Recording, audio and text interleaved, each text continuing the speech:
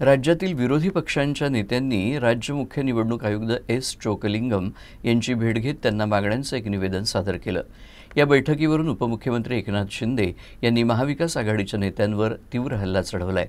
ही महाविकास आघाडी नसून महागोंधळलेली आघाडी असल्याचं त्यांनी म्हटलं आहे। राष्ट्रवादी शरद पवार गटाचे प्रमुख शरद पवार, शिवसेना ठाकरे गटाचे प्रमुख उद्धव ठाकरे, मनसे अध्यक्ष राज ठाकरे, शेतकरी कामगार पक्षाचे जयंत पाटील आणि अनेक विरोधी पक्षांच्या नेत्यांनी मंगळवारी मुंबईत राज्याचे मुख्य निवडणूक आयुक्त एस चोकलिंगम यांची भेट घेतली। निवडणूक मतदार यादीतील त्रुटींसह काही अन्य प्रक्रियांवर आक्षेप नोंदवत विरोधी पक्षांच्या प्रतिनिधी मंडळाने अनेक मुद्दे उपस्थित केले आणि निवडणूक आयोगापुढे प्रश्न मांडले। त्यांनी व्हीव्हीपॅटचा समावेश न करणे, ईव्हीएमच्या वापरासोबतच वॉर्ड पद्धतीवरही प्रश्न उपस्थित केले। विरोधी नेत्यांच्या या भेटीवर उपमुख्यमंत्री एकनाथ शिंदे यांनी उपरोधिक शब्दात प्रहार केला।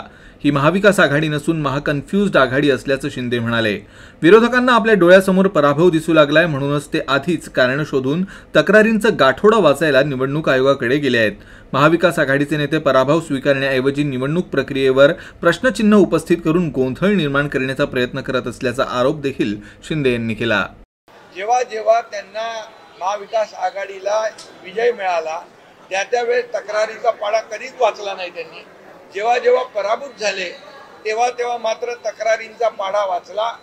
अगदी निवडणूक आयोगावर देखील आरोप केले, न्यायालयावर आरोप केले, सगळ्यांवर आरोप केले आणि आता देखील या ठिकाणी त्यांना स्थानिक स्वराज्य संस्थांमध्ये त्यांचा पराभव समोर दिसू लागलेला आहे आणि म्हणून हा रडीचा डाव आहे। हा रडीचा डाव खेळण्यासाठी ते आलेले आहेत, परंतु महाराष्ट्रातील जनता शून्य आहे।